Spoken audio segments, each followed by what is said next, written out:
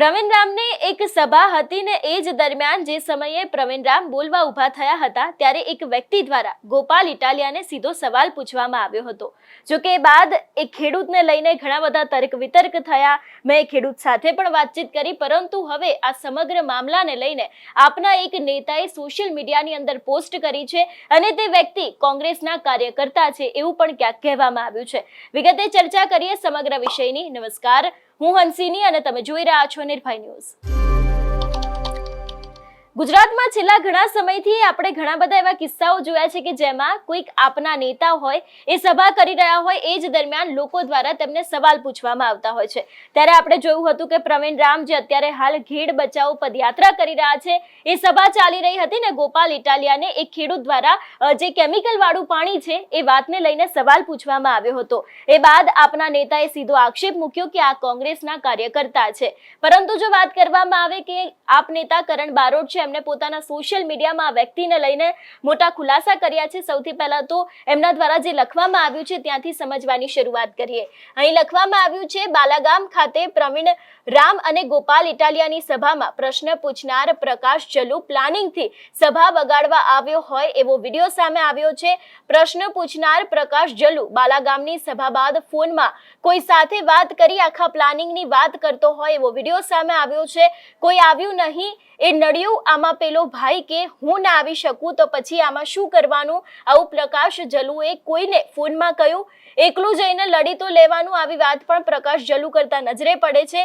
પ્રકાશ જલ્લુ કોંગ્રેસના કાર્યકર્તા છે, એટલે કોંગ્રેસમાંથી જે કોઈ વ્યક્તિએ પ્રકાશ જલ્લુને આ સભામાં માહોલ ખરાબ કરવા મોકલ્યા હોય એવી સ્થાનિકોમાં ચર્ચા છે। પ્રવીણ રામની ઘેડ બચાવો પદયાત્રામાં છેલ્લા 5 દિવસથી એક જ પેટર્નથી ચાલુ સ્પીચે પ્રશ્નો પૂછવામાં આવે છે, જે સૌથી મોટી શંકા ઉપજાવે છે। બગસરા બાલાગામ બાદ ગઈકાલે રાત્રે માટિયાના ખાતે પણ પ્રવીણ રામની ચાલુ સ્પીચ દરમિયાન પ્રશ્નો પૂછીને માહોલ ખરાબ કરવાનો પ્રયત્ન છે તે કરવામાં આવ્યો હતો એવો સીધો આક્ષેપ છે તે આપના નેતા કરણ બારોટ દ્વારા હવે કોંગ્રેસ ઉપર મૂકવામાં આવ્યો છે। જે પ્રમાણે તેમના દ્વારા અહીં એક આ વિડીયોની ક્લિપ મૂકવામાં આવી છે ને એવો આક્ષેપ મૂકવામાં આવ્યો છે કે આ વ્યક્તિ કોઈક સાથે વાત કરી રહ્યા છે અને એમાં એમના દ્વારા એવું કહેવામાં આવ્યું છે કે તેમનો ઉપયોગ ક્યાંક સભા બગાડવા માટે કરવાનો હતો ને ખાસ કરીને સીધા આક્ષેપો છે તે કોંગ્રેસ ઉપર પણ મૂકવામાં આવે છે કે કોંગ્રેસ છેલ્લા ઘણા સમયથી ક્યાંક ને ક્યાંક આવી પેટર્ન અપનાવી રહી છે કે જે દિવસો આવતા હોય છે, દરેક સવાલો હોય છે એની અંદર કોઈક ના કોઈક વ્યક્તિ આવે અને સવાલ પૂછે છે। એટલે ખાસ કરીને જે આમ આદમી પાર્ટીના નેતા કરણ બારોટ છે તેમને સીધા જ આક્ષેપો પ્રકાશભાઈ ઉપર એવા પણ મૂક્યા છે કે તે કોઈ કોંગ્રેસના કાર્યકર્તા છે। પરંતુ જે સમયે મેં પ્રકાશભાઈ સાથે વાતચીત કરી હતી ત્યારે તેમણે ચોખ્ખું જ કહ્યું હતું કે તે કોઈ પણ રાજકીય પક્ષ સાથે દેખાતા નથી અથવા તો પછી તે કોઈ પણ પાર્ટી સાથે પોતાનો નાતો ધરાવતા નથી।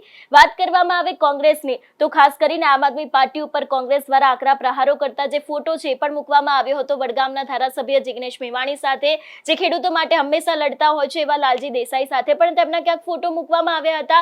અને આ જ વિષયને લઈને જ્યારે મેં પ્રકાશભાઈ સાથે વાતચીત કરી હતી ત્યારે તેમનું એવું પણ કહેવું છે કે તે કોંગ્રેસના કાર્યકર્તાઓ સાથે ફક્ત ને ફક્ત કદાચ કોઈ ખેડૂતનું આંદોલન હોય, ખેડૂત માટેની કોઈ વાતચીત હોય તો તે લોકો તેમની સાથે ફોટો પડાવતા હોય છે। આ વિષયને લઈને વધુમાં પ્રકાશભાઈએ શું કહ્યું સાંભળીએ।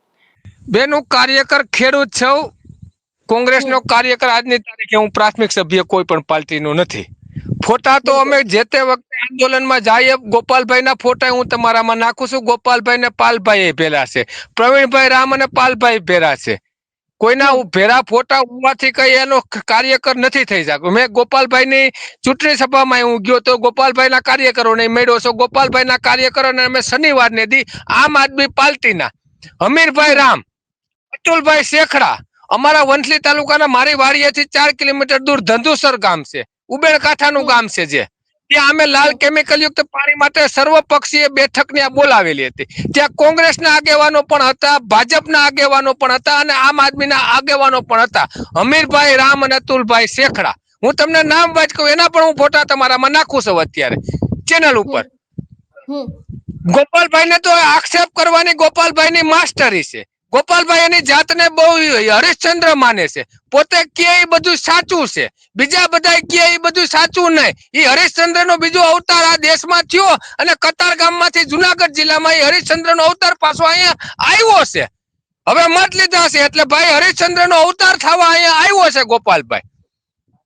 પણ પ્રકાશભાઈ, ગોપાલ ઇટાલિયા તો અવારનવાર એવું કહેતા હોય છે કે હું ખેડૂતોને લઈને આ કામ કરીશ, ખેડૂતોની સાથે છું, ખેડૂતોને જે અત્યારે હાલ મુસીબતો પડી રહી છે, મુસીબતોનો એ લોકોમાં જે પણ એ લોકોને થતું હશે એવું હું ભાગ ભજવીશ. ઘણા બધા એમના સોશિયલ મીડિયામાં પણ મૂકતા હોય છે અને ઘણી બધી એમની એવી વિડીયો ક્લિપ છે તે પણ વાયરલ થઈ હોય છે. આમ આદમી પાર્ટી આખી કહેતી હોય છે કે અમે લોકો ખેડૂતો માટે લડીશું, ઘેડ માટેના જે મુદ્દાને લઈને અત્યારે હાલ પ્રવીણરામ મેદાન આવ્યા છે. આ દરેક વસ્તુની સામે તમારું શું કહેવું છે? બેન, નિર્ભય ન્યૂઝ ચેનલ મારફત હું ગોપાલભાઈને અને આમ આદમીને કહેવા માંગુ છું, ખેડૂત માટે લડવું હોય તો ગોપાલભાઈનો સમય, ગોપાલભાઈનો ટાઈમ. ગોપાલભાઈ કે ત્યારે આપણે ભાટ ગામ છોડવડીથી નદી બચાવ અભિયાન ચાલુ કરીએ. કેમિકલ યુક્ત પાણી બંધ કરવાનું એક અભિયાન આમ આદમી ચાલુ કરે ગોપાલભાઈને પ્રમુખ સ્થાને. નદી ઉપર આપણે હાઈલા જઈએ, ઘાટ બતાવવું ને નદી શુદ્ધ કરવા માટેનો એ જેદી કે ગોપાલભાઈ સમય ગોપાલભાઈનો, સ્થળ ગોપાલભાઈનું. એને ખેડૂતના કામ કરવા હોય તો મને કે તેથી હું ખંભે ખંભો મિલાવીને ગોપાલભાઈ હાલવા તૈયાર છું. ઈ સમય આપે, તમે નિર્ભય ન્યૂઝ મારફત એને પૂછો. ઈ સમય આપે ત્યારે હું એની હારે જોડાવા તૈયાર છું. આ કામમાં ખેડૂતનું કામ કરવું હોય તો આવે મેદાનમાં. અમે ક્યાં ના પાડી છે? આવે લાલ પાણી બાબતથી લઈને. ખેડૂતનું કામ કરવું તો અમે ભેરા છીએ. હવે મેં તમને કીધું પ્રશ્ન છે, મોટો પ્રશ્ન છે, 9 વિધાનસભા વિસ્તારને લાગુ પ્રશ્ન છે, 2 સંસદીય ક્ષેત્ર આવે છે, 3 જિલ્લાને લાગુ પડતો આ પ્રશ્ન છે. આમ આદમીને ખેડૂતનો હિમ હોય, ખેડૂતનો આમ હોય એના દિલમાં, એના હૃદયમાં, તો આવે મેદાનમાં. અમે એની સાથે છીએ. પદયાત્રા કરીએ આપણે. ઘેરની પદયાત્રા પૂરી થઈ જાય છે, કાલ એની આવે પરમદી જેદી કે તેથી આપણે એના ભેરા સાથે છીએ. નદી બચાવ અભિયાનની લાલ પાણી બાબતથી યાત્રા કરવા ગોપાલભાઈનો ટાઈમ લઈ લ્યો તમે નિર્ભય ન્યૂઝ. હું એ કે ત્યારે આવવા તૈયાર છું. ખેડૂતનું કામ કરવું હોય તો આવે ગોપાલભાઈ મેદાનમાં. કોણ ના પાડે છે? મુદ્દો અમે આપીએ છીએ એને. એટલે ખાસ કરીને જે પ્રમાણે હવે આમ આદમી પાર્ટીના નેતાઓ દ્વારા સીધા આક્ષેપો છે તે કોંગ્રેસ ઉપર મૂકવામાં આવ્યા છે. જોકે હવે આ વાતને લઈને કોંગ્રેસના નેતાઓની પણ એક બાદ એક પ્રતિક્રિયા સામે આવી રહી છે.